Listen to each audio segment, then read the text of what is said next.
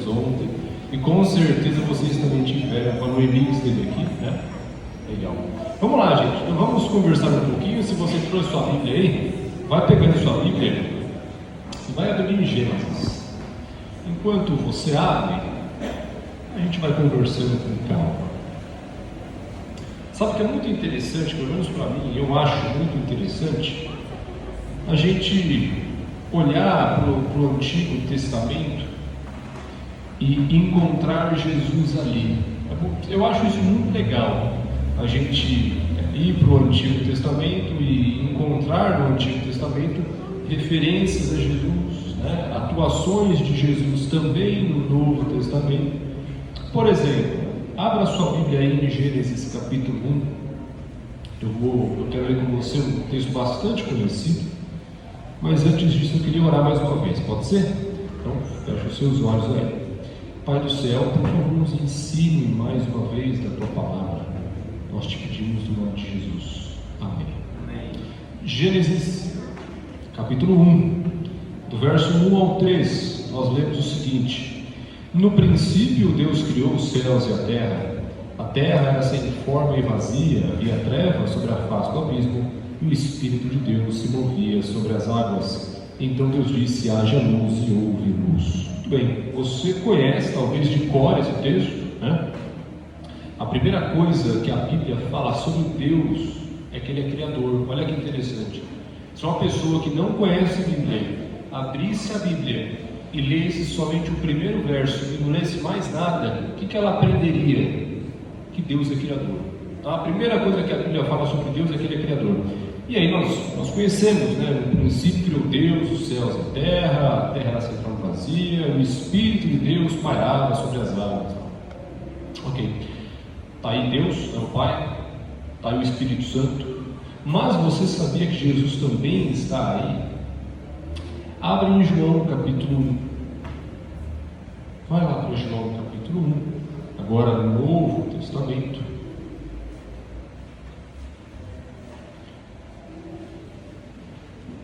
Eu quero nessa noite estudar com você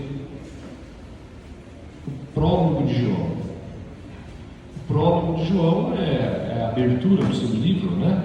Pensa num livro aí qualquer. Geralmente tem um prólogo, onde o autor escreve antes aquilo que ele faz um resumo, né, daquilo que ele vai falar ao longo do livro. E João faz isso também. João faz um resumo daquilo que ele vai falar depois. E esse resumo a gente encontra aí do verso 1 até o verso 18. E eu quero estar com você nessa noite, esse trechinho, com calma, tranquilo, conversando. Mas eu fiquei te mostrar que Jesus está lá em Gênesis capítulo 1. Então vem comigo para João capítulo 1. Eu quero ler com você também o verso 1. Vamos primeiro ler o verso 1, você já vai entender, você vai ver Jesus aí. No princípio era o Verbo, e o Verbo estava com Deus, e o Verbo era Deus. Pausa. Você consegue enxergar Jesus em Gênesis 1 aí? De quem que João está falando aqui? De Jesus. E note que João começa da mesma forma que Gênesis, né? No princípio. Você acha que João faz isso sem querer? Você acha que o Espírito Santo, quando inspirou João, deu uma escorregada e por coincidência ele começou igual? Não, lógico que não. João mostra para mim e para você, nesse texto aqui, que Jesus estava lá em Gênesis capítulo 1, do verso 1 ao 3. Assim como estava o Pai, assim como estava o Espírito Santo, ali estava Jesus, e assim que João começa o seu evangelho. O Jesus do qual eu vou falar para vocês agora, do qual eu vou escrever a respeito, ele já existia lá atrás. Ele estava lá atrás com o Pai, ele estava lá atrás com o Espírito. E João continua. Ele chama esse Jesus de o Verbo que estava com Deus, e o Verbo era Deus. Eu acho que não precisa de muita explicação a respeito da natureza deste verbo. Existe uma outra denominação cristã que a Bíblia que eles utilizam não está escrito o verbo era Deus, está escrito o verbo era um Deus. Não sei se você já viu. Então, se você ouvir por aí, esquece isso.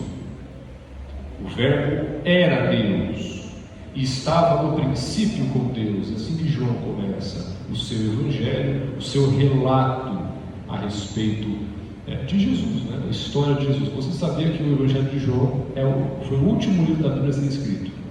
Depois de Apocalipse, tudo. O último livro da Bíblia a ser escrito foi o evangelho de João. Já idoso, ele vai relatar aquilo que ele viveu com Jesus. E assim que ele começa. O Verbo era Deus. Vamos para o verso 3 agora. João capítulo 1. Verso 3. Todas as coisas foram feitas por Ele, e sem Ele nada do que foi feito se fez. Ele está falando do Verbo. E aqui João mostra para mim e para você que este Verbo, que nós sabemos que é Jesus, mas que ainda não está tão claro, João mostra para mim e para você que este Verbo estava lá em Gênesis 1 e que este Verbo é Criador, que esse Verbo participou da criação. Ele está falando de Jesus. Então, até aqui o que nós vimos, segundo o Evangelho de João, no seu prólogo, Jesus estava com o Pai e com o Espírito Santo lá na criação do mundo, e mais do que estar, Ele fez, Ele criou. Esse é Jesus. É desse Jesus que João está falando nos seus 21 capítulos. Mas não para por aí. Vem para o verso 14 agora. Ainda no prólogo de João. Estamos vendo o resumo que João faz aí do seu livro. Verso 14. E o Verbo se fez carne e habitou entre nós, cheio de graça e de verdade, e vimos a sua glória, glória como do unigênito do Pai. Pausa, mais um detalhe a respeito de Jesus aqui. Aqui a gente consegue ver melhor a identidade desse Verbo. O Verbo se fez carne e habitou no meio da gente. Aí você consegue entender de quem que João está falando. É interessante que o verbo, lá no grego original, né, a nossa Bíblia traduz como habitou entre nós. No grego, seria melhor traduzido para a gente como tabernaculou. O verbo habitou, ele significa tabernaculou. É que não existe esse verbo no português, mas ele seria muito bem traduzido por tabernaculou. Você lembra do tabernáculo do deserto? Você lembra do tabernáculo do deserto? Naquela tenda do santuário, lá de Êxodo 25, depois você leia. João, de novo, você acha que João escreve sem querer? Não. João, ele quer escrever o seu resumo de modo que os seus leitores lembrassem lá de trás, lembrassem lá do Antigo Testamento e vissem Jesus ali. Quando João fala que o Verbo se fez carne e tabernaculou entre nós, o seu público judeu ia lembrar de quem? Lá do santuário do deserto. Mais uma referência de João para o Antigo Testamento que apontava para Jesus. E ele vai além. Ele fala que o Verbo se fez carne, tabernaculou no meio da gente, assim como era o tabernáculo do deserto. Você lembra que ele ficava no meio das 12 tribos, né? E João continua: e vimos a sua glória, glória como do unigênito do Pai. Pensa lá no deserto, lá no tabernáculo.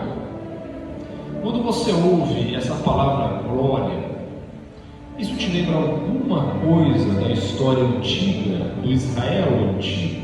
Como que a glória de Deus se manifestava lá na religião judaica do Israel antigo, no tabernáculo, naquele tempo? Como que se manifestava a glória de Deus? Você lembra o nome? Tem um nome que a gente até canta sobre esse nome. Shekinah. Shekinah. Você lembra da Shekinah? Então você lembra do tabernáculo? O tabernáculo era dividido, tinha um pátio, tinha um lugar santo, um lugar santíssimo. No lugar santíssimo tinha a Arca da Aliança. Em cima da Arca da Aliança, a tampa, chamava propiciatório. E em cima do propiciatório, o que tinha? A Shekinah. Era ali que Deus se manifestava de forma gloriosa. Era ali que aparecia a glória de Deus. De novo, João aponta para o Antigo Testamento e mostra Jesus ali. Agora na glória da Shekinah. Então, para o seu leitor ler aquilo e lembrar da Shekinah lá atrás.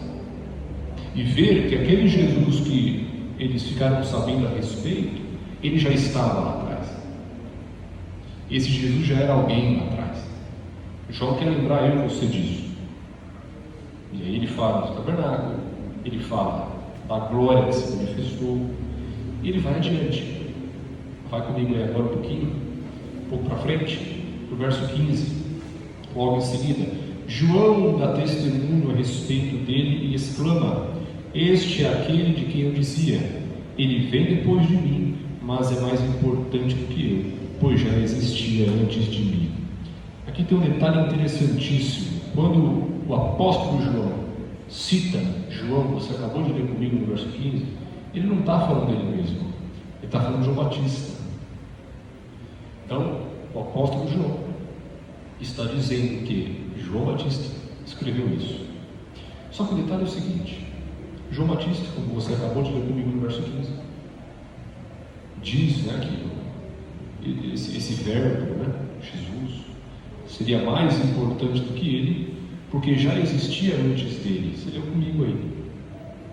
O detalhe é, João Batista era mais velho que Jesus. João Batista nasceu aproximadamente 6 meses antes de Jesus. Como que João Batista ainda aparece e fala que Jesus já existia antes dele, se era mais velho que Jesus? Só tem uma explicação: Jesus já existia lá no Antigo Testamento. E aqui tem mais um verso que você vai ver. Desse verso, no próximo, o apóstolo João, aí ele sela, ele concretiza a existência de Jesus Cristo lá atrás. O verso 15 é um exemplo. E aí, para a gente encerrar o prólogo de João, o verso 18 diz o seguinte: ninguém jamais viu Deus, o Deus unigênito que está junto do Pai é quem o revelou. Pronto, agora não tem mais para onde correr. E aí João, apóstolo, encerra o seu resumo, o seu prólogo, declarando abertamente que o Verbo era o Deus unigênito. Aqui não tem para onde fugir. Jesus é Deus e ponto. E o prólogo de João deixa isso muito claro. Não tem para onde escapar. Não tem para onde correr. Jesus já existia no Antigo Testamento, queridos. Talvez você saiba disso, talvez não. Tem gente que hoje se confunde muito com isso. É difícil às vezes explicar que Jesus nasceu com Maria, mas Jesus já existia lá atrás. Mas não precisa entender muita coisa agora. Apenas entenda que Jesus já existia no Antigo Testamento. Jesus sempre existiu. Jesus não surge no Evangelho de Mateus. Jesus, quer dizer, nunca surgiu, porque ele sempre esteve ali. Mas quando a gente fala de Bíblia, Jesus surge para a gente nos primeiros versos da Bíblia. Nós acabamos de ler no começo, em Gênesis 1:3. Jesus está ali. E João deixa isso muito claro para mim e para você. Por quê? Porque Jesus é Deus. Jesus é um ser divino. É assim que ele começa o seu Evangelho. É como se ele dissesse assim: para começo de conversa, eu vou falar um monte de coisa que Jesus fez. Eu vou contar um monte de milagre, vou falar umas coisas legais que ele fez. Mas antes de você ver tudo isso que eu vou contar, saiba de uma coisa: este Jesus de quem eu estou escrevendo, você vai ler, é Deus. Ele sempre existiu. Ele não era só um homem legal. Fica claro isso para você? Sim? Ótimo. Então deu certo o prólogo de João.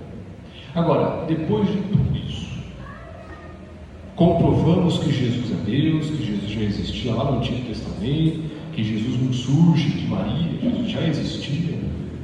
Okay? Você sabe disso. Você é velho de igreja, você sabe disso de cabo a rabo. Eu não preciso nem falar isso aqui. Agora, a reflexão que eu quero te levar a fazer é a seguinte: o que isso muda na sua vida?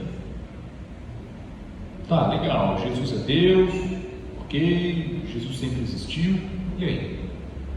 Daqui a pouco começa a segunda-feira. O que isso muda na minha vida? O que muda no meu viver isso? Qual que é a aplicação prática de Jesus sendo Deus? De Jesus sendo Rei dos Reis, como a gente cantou agora? O que muda na minha vida? Só vai mudar se você quiser. Vai mudar se você decidir não só professar que Jesus é Deus, que Jesus é Rei, mas viver considerando a Jesus como Rei. Jesus não foi um cara que apareceu, fez umas obras legais, curou a galera, amou o pessoal e foi embora. Não, Jesus fez tudo isso, mas ele ensinou como viver. Jesus mostrou para a gente como funciona o reino dele. E é impossível separar Jesus das suas palavras. Infelizmente, tem gente que tenta fazer isso. Para muitos, Jesus é um cara legal, é um cara paz e amor, é um cara que quis amar e não deixaram. E só isso. Agora, é possível separar o sol dos seus raios? Sim ou não? Não. Assim como não é possível separar Jesus daquilo que ele falou, daquilo que ele ensinou a respeito do reino dele. Então, se você crê que Jesus é Deus, se você crê que Jesus é Rei dos Reis, se você cantou isso, se você diz amém, aleluia, se você vai cantar daqui a pouco isso de novo, amém, continue crendo nisso, declarando isso, mas declare não apenas pelas suas palavras, declare pela sua vida.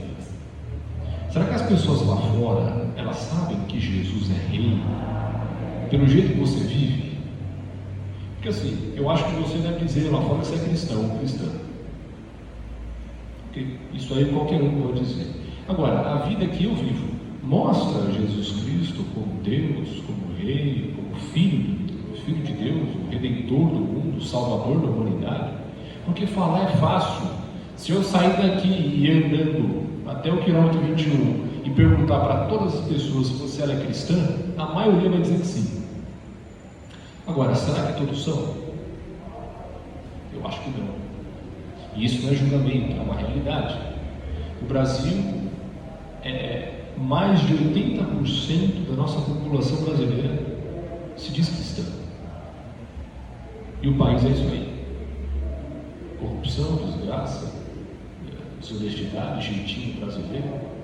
Como que você concilia uma cultura dessa, corrupta, imoral, com 80% de cristão? Como que você concilia uma coisa a outra? A única conclusão a que eu chego é: dizer que eu sou cristão não quer dizer muita coisa. Agora, eu queria que você pensasse nisso nessa semana para começar. Se você fala que é cristão ou cristã, amém. Agora, as suas palavras podem dizer isso. E as suas atitudes? Dizem o quê? Reflita nisso. Você quer declarar que Jesus é Rei só em palavras? Não. Declare pelo jeito que você vive, pela sua devoção a Ele, por levar o reino dele para as pessoas ao seu redor, não só em palavras, em atitudes. O que é ser cristão? Abra sua Bíblia no último verso de hoje, 1 João capítulo 2. O mesmo João vai explicar isso para a gente. 1 João capítulo 2.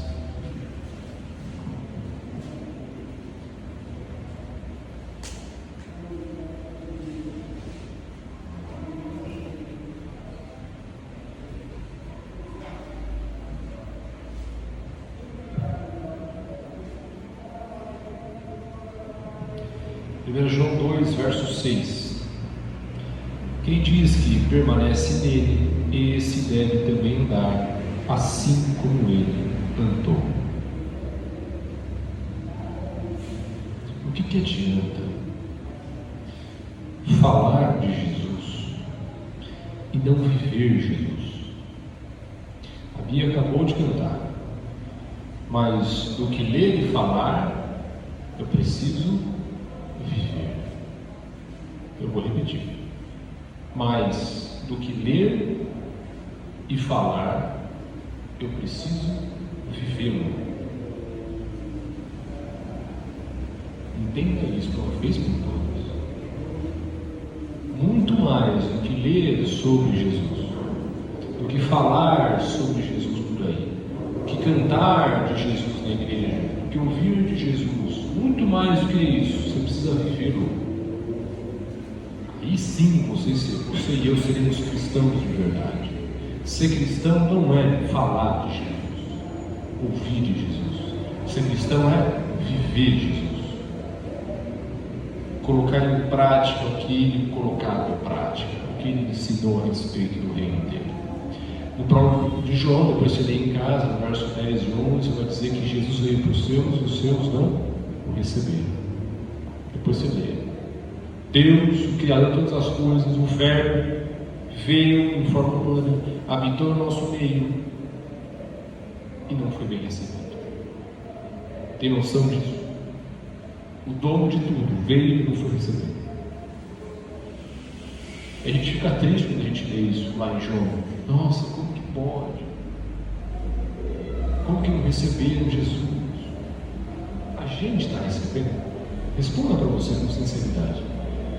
Receber de novo, receber Jesus não é só, ai que bonitinho, eu amo Jesus. Receber Jesus é viver do jeito de Jesus. Eu queria que você repetisse isso. Você está vivendo Jesus ou não? Não sei, responda você. Se você disser que sim, amém. Continue. Se você disser que não, ele te dá mais uma oportunidade de começar a viver uma nova vida do jeito de Jesus. A escolha é sua. Então, que Jesus não seja Deus só na sua Bíblia, que seja na sua vida, que você o trate como tal, diante daquilo que ele fala, daquilo que ele ensina, diante do reino que ele trouxe. Jesus é rei, ele tem um reino, e você é chamado para ser súdito desse reino. Se você disser que sim, se você aceitar o convite, ótimo, viva do jeito deste reino. É muito óbvio. O cristianismo não tem muito segredo. É só olhar o que Jesus fez, o que ele ensinou, o que a palavra de Deus nos diz e pôr em prática. É isso. Isso é ser cristão. E aí? Você é cristão? Você é cristã? Responda para você. Mas reflita nisso. Se você perceber algo de errado, em nome de Jesus, a partir de hoje, decida viver a nova vida. Do jeito que Jesus viveu, do jeito que ele falou, do jeito que ele ensinou. Que você seja um cristão, uma cristã de verdade, para que as pessoas possam vê-lo através da sua vida. A decisão final é sua, mas tomara que você aceite esse convite, assim como eu, assim como todos os que estão aqui e quem está lá fora também. Que você possa estender esse convite a outras pessoas lá fora que não conhecem. O reino também é para elas. Que Deus abençoe sua vida. A gente vai cantar o hino 27. E cante com o seu coração, cante não só da boca para fora, mas cante tomando uma decisão de viver do jeito de Jesus, que é Rei, que é Senhor, que é Salvador.